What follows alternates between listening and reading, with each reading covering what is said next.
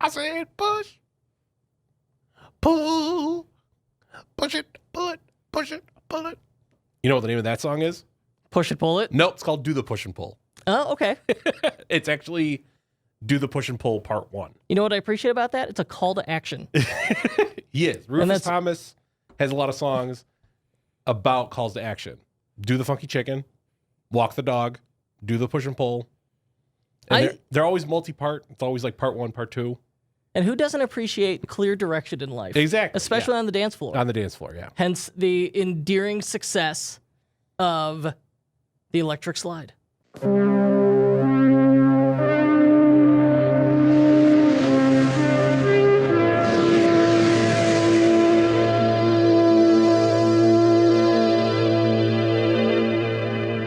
Hey, so I was Disney World for the 40th time this year. Did you see something new? They built like a new thing.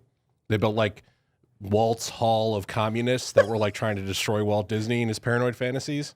There was a Walt-oriented or Disney-oriented museum that we walked through to get to like some meet and greet because my 2-year-old's really into character meets. But it made no mention of Walt's love of union busting. Did you make union busting. Any purchases over Cyber Week? I think technically a Cyber Week purchase. I bought Borderlands 3, which is a computer game. And this was on sale? It was on sale, obviously. Not paid full price. What are you, crazy? I built a new computer using the proceeds from the holiday email guide that we sold people. So thanks, everyone, for buying that. I got a new computer. It was awesome. All right. So on Black Friday, I went to technically a mall, a shopping center. I was at Disney Springs in Orlando, which is Disney's monstrously huge outdoor mall, and managed to buy literally nothing. All right. Because the Disney store on Black Friday was packed. But as far as I can tell, nothing was actually on sale. Everything was full price. That's smart. Yeah. You're shopping anyway. We talked about this a couple episodes ago, where it's just like, just say you have a sale, and then don't mark anything off. They didn't even do that. There was no mention of a sale at all.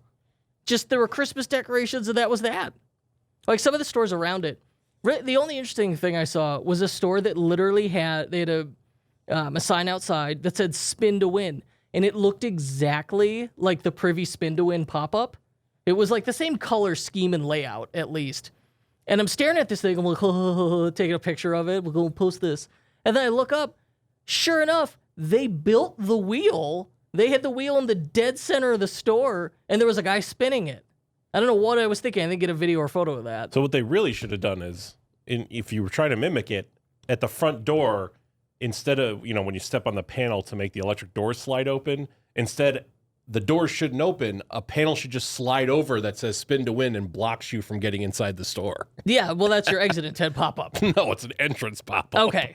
You've seen "Spin to Win." The exit intent pop-up is a security guard tackles you on your way out unless you make a purchase. Hey, take this coupon. I wonder what's in this store. Oh, "Spin to Win." Cracks you right in the head. So neither of us managed to make a purchase during Cyber Week. You bought a computer game. Yeah, pretty much. And I went on vacation. Yeah. All right. But in today's episode, we want to do a Black Friday, Cyber Monday post-mortem. So we've pulled some data sources.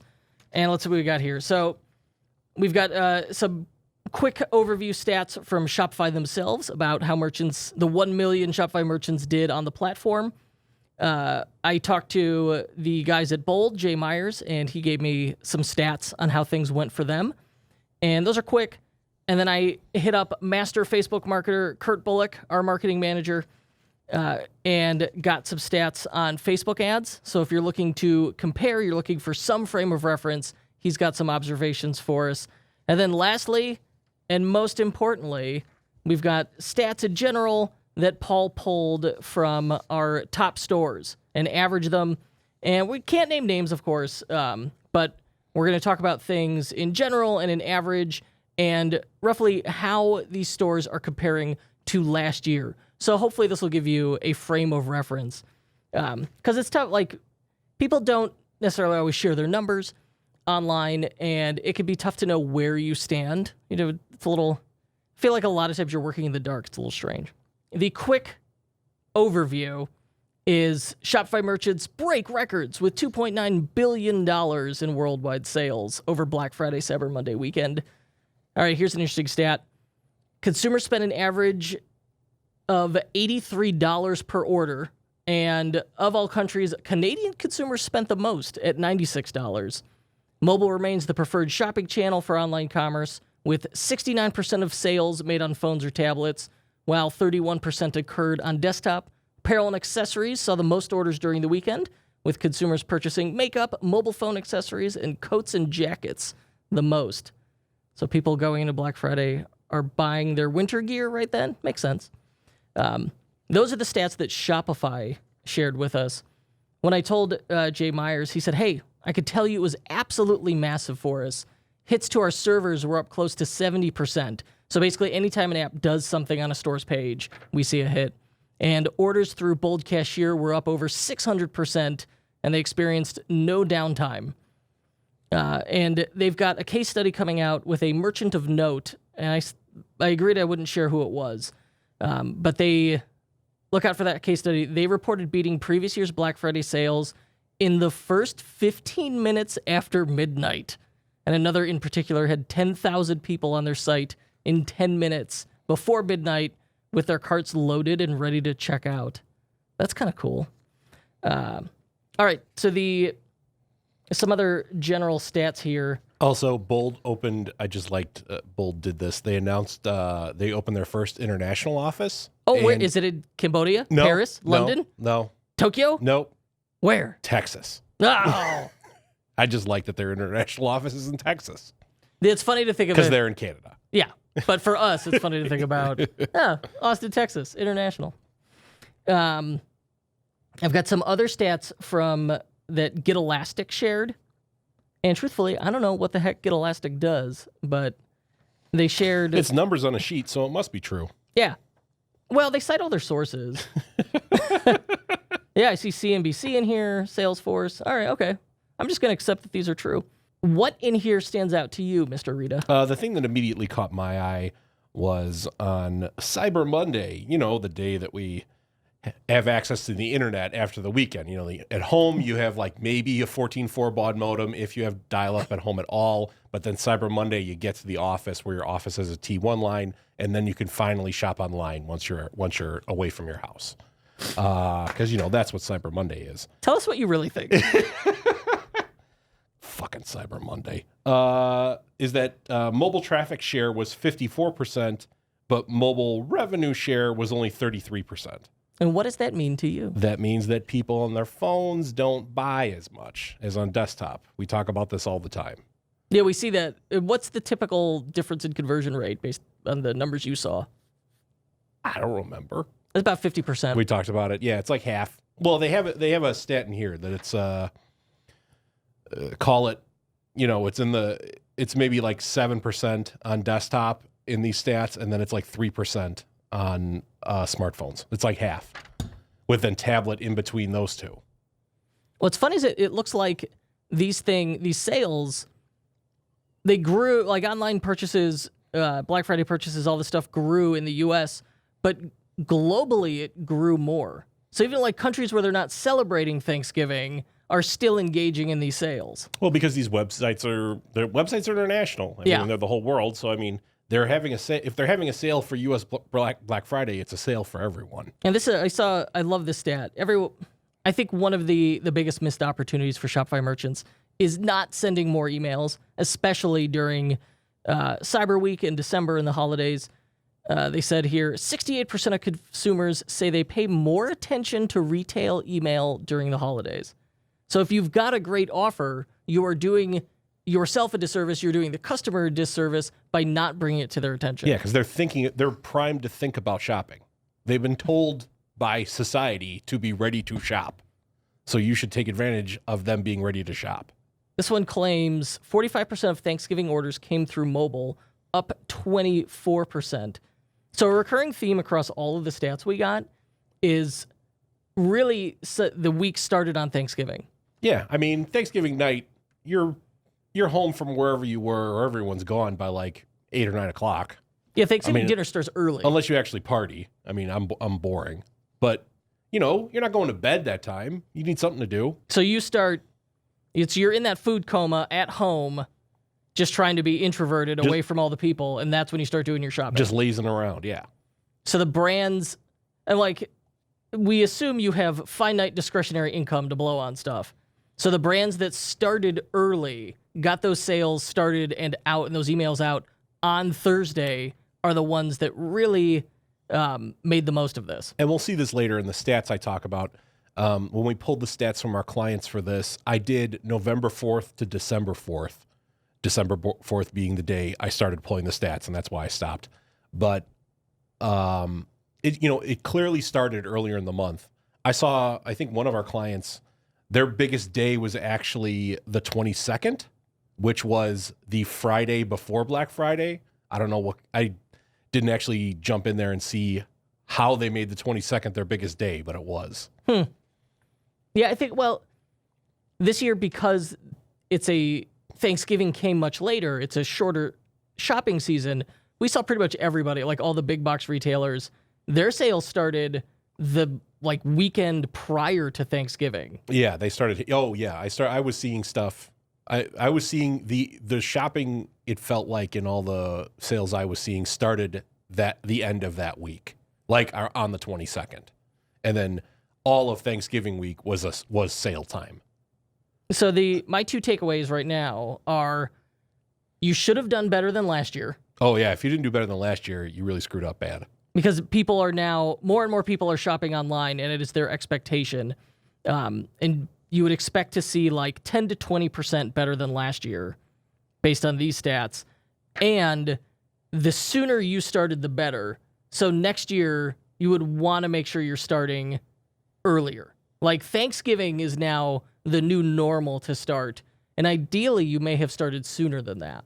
I mean, I'll say on all the stores that I looked at, both that we'll be citing today and ones I was looking at earlier, the worst one did 15% better.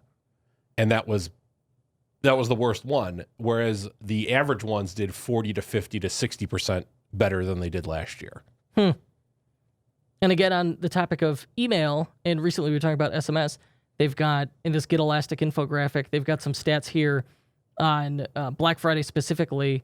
They say Black Friday sent 17% more email than on Thanksgiving, 20% more email over the previous year, 22% more SMS offers. I'm shocked that that's that small. Versus Thanksgiving Day. But wait, 148% SMS increase over Black Friday 2018. So SMS explodes this year. It explodes on Black Friday, but they're not exploding them over Thanksgiving. Yeah, they didn't send it out on Thanksgiving. They're not sending them on Thanksgiving Day, which I guess makes sense. Like, they got stuff to do. As far as offers go, they've got a couple stats in here, and we'll talk about this later. 78% of merchants offered free shipping, and 28% was the average Black Friday discount for the majority of deals remaining flat year over year. Oh, I mean, they're unchanged. That was like the same. The offers were really about the same as last year. So that expectation is set. All right, so you want to be competitive, 30% seems to be the magic number to get people's attention. Just make it a third. Make it 33. I like that. All right, a third. Interesting thing on this Cyber Monday, they have timing in here. 1/3 of revenue came from late night shoppers between 10 p.m. and 2 a.m. Doorbusters. Internet doorbusters. Internet doorbusters? Now, what's not clear is that Monday night or Sunday night? I think does my Cyber Monday start? I'm calling that Sunday night. So I think the smart move then is next year, Sunday, 7 p.m., that's when you send out the email saying, Cyber Monday sale starts now. Oh, yeah, good idea. And then you could send the reminder the next morning. Yeah. Okay. I like that idea. Any other stats in this Get Elastic infographic? And I'll share these in the show notes as well. No. Okay. I want to go over Kurt Bullock's Facebook stuff, what he found. All right, maybe I was wrong on that date thing. Because according to KB, Cyber Monday peaked after 9 p.m. So maybe that 10 to 2 stat is for on Cyber Monday, 10 p.m. Yeah, he said Cyber Monday started slow. Merchants were anxious about it, but then in the evening it really takes off, and 9 p.m. So he defines it as, hey, after dinner and kids are in bed. He said that, similar to what we saw in that infographic, if you started your sale before Thanksgiving, you probably saw strong numbers. They were basically bonus days because acquisition costs were lower, resulting in higher return on ad spend. Interesting. I had not considered that. That you've got, since people were buying earlier, but not everybody was advertising earlier, the sooner you start, the better your return on ad spend is. I have a digression. Sure. If the majority of traffic is on phones, but not the majority of buying, but disproportional buyers are on desktop, wouldn't it be better to buy Facebook ads that only targeted desktop users, which would be cheaper because you're getting less people? Those would be cheaper, right?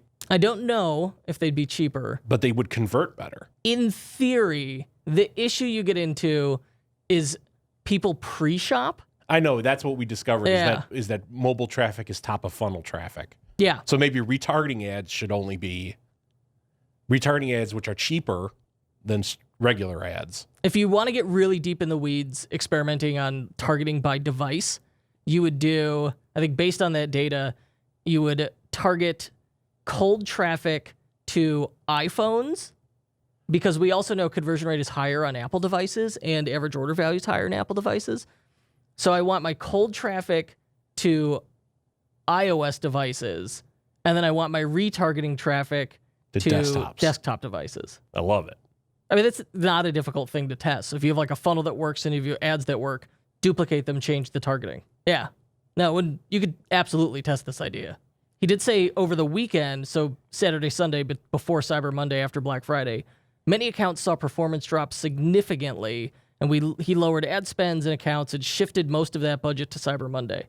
So again, you're making fun of people like, oh, they don't shop at home and they wait till they go back to work on Cyber Monday. That's 100% what they do. It's just not clear why. That's just the internet, though. I mean, we see it on literally every single store we have. Traffic drops on the weekend. Traffic and revenue drops over the weekend. Well, just think about people have things to do. They're on the weekend. They get to go. They're not chained to a computer at their desk. Whereas if they're at work, best case scenario, they spend 50% of the time working, the other 50% of the time screwing around. And a great thing to do is cruise the web for deals. Mm-hmm. And I think that's the magic of Cyber Monday. I hate Cyber Monday. I just accept it now. Even the phrase Cyber Monday. It's cyber. It's so cyber. I just think about more when like Cyber Monday was about getting together with your family and building like an HR Geiger inspired like man machine hybrid. Yeah. That's what Cyber Monday always means to me. Now it's just been too commercialized. Just going full RoboCop? Yeah, just like watching Johnny Mnemonic and, giving someone a robot arm. Okay. You know what? I'm in. I think I want you to sit down and write the mythos of Cyber Monday. And now it's just the brands have taken it over. In which we have a candlelight processional and discuss the sacrifice RoboCop made for us on Cyber Monday. So some of Mr. Bullock's Facebook ads takeaways. He said, big return on ad spend was not as easy to come by this year compared to last year for many advertisers. To give you some ranges, accounts spending $100,000 or more that weekend landed in the 2 to 3x ROAS range, and accounts spending less than $100K may have landed in the 3 to 5x ROAS range. Which is a big hit, because, normally outside of this time period we're talking about, we usually see like 10x. In the past, it's getting harder and harder. Yeah. But yes, that's compared to last year, it's lower. 100% it's lower. Because Facebook ads are just getting more and more competitive. So he said buyer intent was high, so customers were buying, and revenue was strong. And the thing everyone has seen, and I've seen screenshots of a few people have posted their sales online, is conversion rates go through the roof, but acquisition cost is higher. So it is back to that idea we discussed before. You're really taking sales that were deferred from October and early November and then making them at a loss and a higher acquisition cost. Yeah. All at once over, in this case, a 5-day period. That's rough. It's a rough proposition. He said the accounts that did the best, and here's the last takeaways, focused on creating a compelling offer, solid ad creative, and varied their offer creative over the course of the promotion. So the Cyber Monday ads were different than Black Friday ads. Well, that's true of any day of the week, I think. He said offering big discounts generated lots of sales, so that like 30% off, maybe 50% off if you could do it. But he said, hey, there's other ways to do it. So he gave a few examples that did well without relying completely on discounts, which also means you get to retain more profit given those higher acquisition costs. Number one, new product launched on Black Friday. So this is absolutely one of my takeaways this year. The brands that did an exclusive product or launched a product on Black Friday did really well with that. Doorbusters. That's exactly what they are, isn't it? I mean, like that cheap TV almost wasn't there before. They didn't, when you buy a TV on Black Friday, they're often a model specific to... specific to Black Friday. Yes. Yeah, so the internet version of Doorbuster deals has been just like super limited edition things. Yeah. Like you get this, we only sell this pin, free gift with purchase on Black Friday. Mm-hmm. So you have to figure out something to buy if you want the free gift with it. So that was a good one. Or just like, we've got this limited edition product that's only going to be, that we're launching today on Cyber Week. So he said Cyber Week only products or limited run products that aren't normally available, bundles in BOGO, and then spend over X and get Y free. So they're absolutely things you could do that don't just involve giving away all of your profit margin.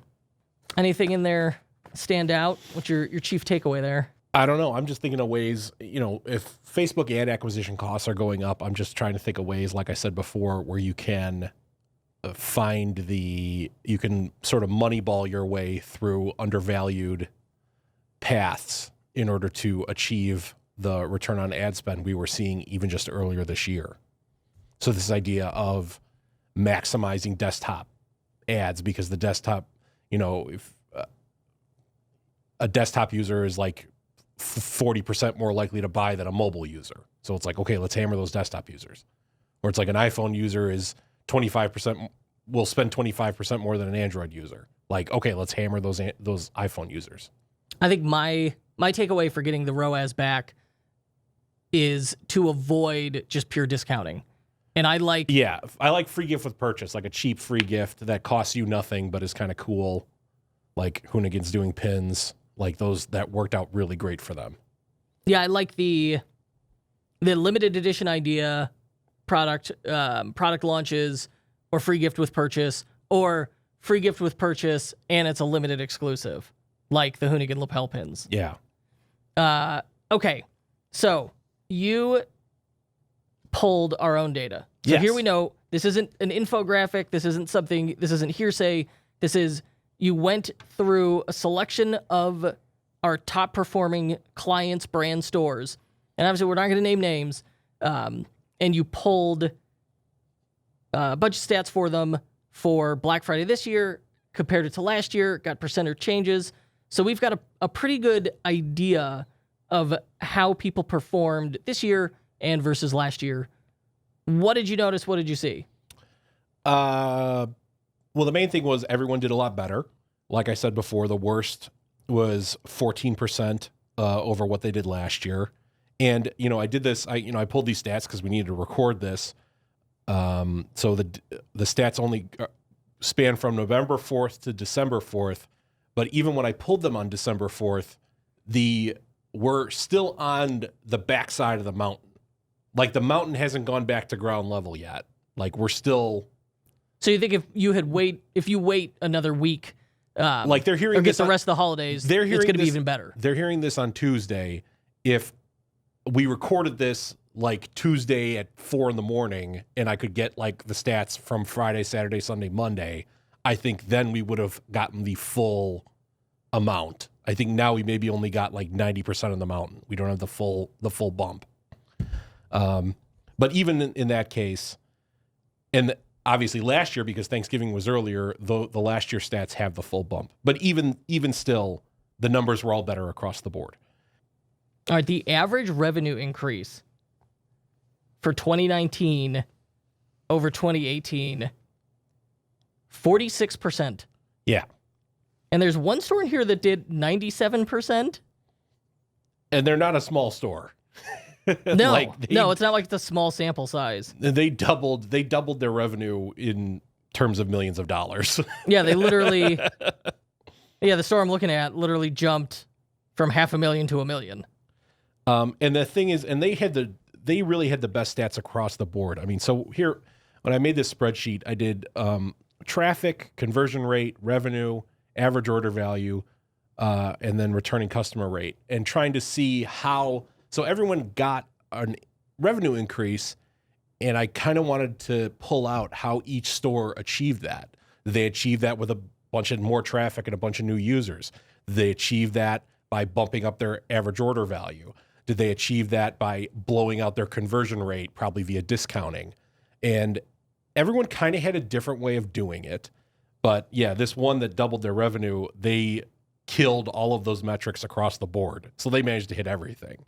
Traffic up 17%, conversion rate up 40%, average order value up 18%, return customer rate up 32%. And also their return customer rate is already ridiculous, extremely high, 64% return customers. Whoa. So they have a loyal fan base that they just pulled money from for the whole month. So yeah, what I'm seeing like across here, I'm seeing the people that really succeeded. It was based on having loyal customers who were just waiting to pull the trigger. The one that fluctuates the most really is return customer rate. Yeah, I mean, we had one store that had return customer rate actually went down. They pulled in a bunch of new people. Some of them had very little return customer rate changes. So, I mean, I think that one might not be indicative so much. And with the exception of a single store, all of them had a significant increase in traffic over the previous year. Yeah. So they also, like the commonalities in these stores and in the infographics we're seeing is more people shopped online. So we've got an increase in traffic, an increase in conversion rate, and increase in average order value. The only thing that bounces around is return customer rate. Yeah, so throw that one out. Okay. In terms of offers, well, let's give some broad ranges here. I just got to talk about this one. We got this one who's involved who's an apparel company. Their traffic did not change at all. Just one. And all the others' traffic goes up pretty significantly across the board. There's just one where their traffic stayed flat, which is interesting. Unchanged traffic, but revenue up 46%. And they goosed average order value, and they had a huge return customer rate. So again, it was like they got their current fan base to buy more. And to me, the fact that they hit that revenue target without increasing their traffic at all is like, oh man, these guys are like untapped. Like there's even more out there if they could get the traffic up. So I think the takeaway here is if you pull up your stats for Cyber Week and your return customer rate is very high, so say it peaks during this time, then that's an indicator that really you could dramatically extend customer lifetime value more than you have already. Yeah, I like you have a lot of returning customers. It's much easier to get those returning customers to spend more. The thing that blew me away is the big jumps in average order value. So, yeah, you're offering a discount. Yeah, you're eating to your profit margin, but people are spending way more to take advantage of the discount. Yep. I thought that was very interesting. You know, it's the old line where it's just like, well, I had to buy it. It was on sale. It's right. Like, no, you didn't. You didn't have to buy it. It's like, well, I got to strike now. Well, I can get it for cheaper. And the psychological thing that's going on here is loss aversion. Even though I'm spending money, I'm viewing it as, well, if I don't buy, I've lost the savings. I've lost the opportunity to get it at a discount. What, unless you were already planning on buying that thing, of course it isn't. It's a logical fallacy. And that's the power of wish list apps. Oh. Is that, like you could really, if you have the wish list app and you get told, well, now it's on sale, you're going to clear that wish list out. And that kicks up the average order value. Because you're buying like 4 things at once. I think that's a Klaviyo flow you could do, where it, if a product goes on sale that they viewed, it sends it out. Oh, I may be full of it. I would hope so. But I like that idea. That would print money. All right, so here's the idea that you want to implement. You have a browse abandonment list. Or you send them a Facebook ad only on desktop that the thing that they want is on sale, and then they buy it. I wonder if you could do that. And the limitation would be, stop making that face. Well, the limitation there, I think, would be custom audience size. But all right, so person browses product and doesn't buy, browse abandonment. The price of the product drops. You send an automatic email out saying, hey, this product's on sale. You don't even have to be like, oh, this product you viewed's on sale. Maybe you want to. Add some personalization to it. But just, you know that by virtue of them viewing it, they were interested, and now the price has dropped, so why not notify them? Yeah. I like that idea. Duh. That's very powerful. I don't think we have that going in any I was going to say, I thought you were going to come at me with some like cool new idea you had. I'm just like, yeah, duh. Why wouldn't you do that? I don't think I got to write it down and do it. Oh man, don't tell our clients we haven't been doing that. The offers that performed well, we talked about it a little bit, but it's still no gods but shipping in e-commerce. The stores that offered just said either, hey, free shipping on all orders. So let's say normally you have like a minimum of $125, and you say, all right, you get free domestic shipping. Great. Or there were a couple folks that said free international shipping. All right, you definitely have to have your fulfillment on lockdown to make that one work. But if you could do it, man, people go wild for that stuff. Any free shipping offer works really well. If you're already offering free shipping, free upgraded shipping.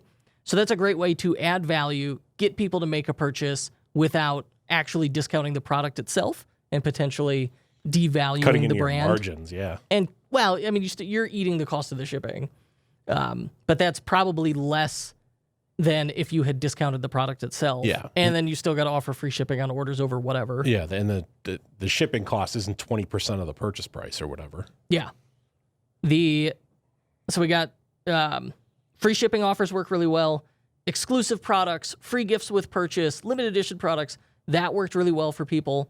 30% off seems to be the common, like, all right, that's the number for people to pay attention to. If you send out a Black Friday email that's like 10% off, that's not even getting opened. Yeah, it's like, get out of here. Yeah, that's getting deleted. So I think it needs to be more than 25%. I think 30% is the magic number where you get their attention. Because like you said, you're like about a third off. That's a good offer. 25%, I'll think about it. I just go to 30. I like 30. And you can also use these stats to figure out, okay, what could my customer lifetime value be? So if you see this big peak in return customer rate, okay, that tells you for next year, for 2020, you should be working on ways to extend customer lifetime value. So follow-up emails, post-purchase sequences, that sort of thing. Like really advanced retargeting on past customers. And next year, 100%, you want to start sooner than you think you should, and you want to send more emails than you think you should. And if you haven't experimented with SMS, it's just leaving money on the table. Those were my takeaways from this year. My takeaway is everyone made more money. So if you didn't make more money, you did bad. Oh, I'm sorry if that happened to you. But yeah, I mean, if you're looking for like a benchmark, if you did 10 to 20% better than last year, that would put you about with everybody else. All of our clients, the average was 40. Okay, yeah, because they work with us. Oh, good point. Yeah. Yeah, if you're working with Scrubs, they probably got you 15%. But if you work with us, you get 40. But we also took like, all right, here it wasn't, all 100 stores we have access to. It was like, this is a selection of the advanced sophisticated marketers. They don't know that. They don't? No, it was purely our being associated with us. All right, so we'll just have to edit that out. Yes. Okay. The only thing I wanted to add is every week I send out this newsletter and nobody replies to it. And I always find that funny. I think there's the idea like, well, I don't want to bother him, or he's not going to answer it, or it's a virtual assistant. This is my actual email. If you reply to one of my newsletters, I get that email, and I will probably respond to it. I remember many rants earlier this year on the podcast about how idiots were replying to your newsletter and were asking you to like take part in their business or something. No. And you were very idiots. mad about that. Crazy people. No, I got a lot of like LinkedIn cold outreach. The worst offender is LinkedIn. LinkedIn's a nightmare. LinkedIn is a cesspool. The cold outreach emails on LinkedIn are painful. It's like pickup artist stuff. There's like whatever the business version of pickup artistry is. So what Kurt's saying is he's lonely. Please tell him that you like him. Okay. Or like ask him questions or something. You know what? Yeah, I want to feel useful. Don't contact me. Paul@ethercycle.com. No, please don't email me. I don't want that. Should we tweet at you? No, How should we get a hold of you? I live in a cave.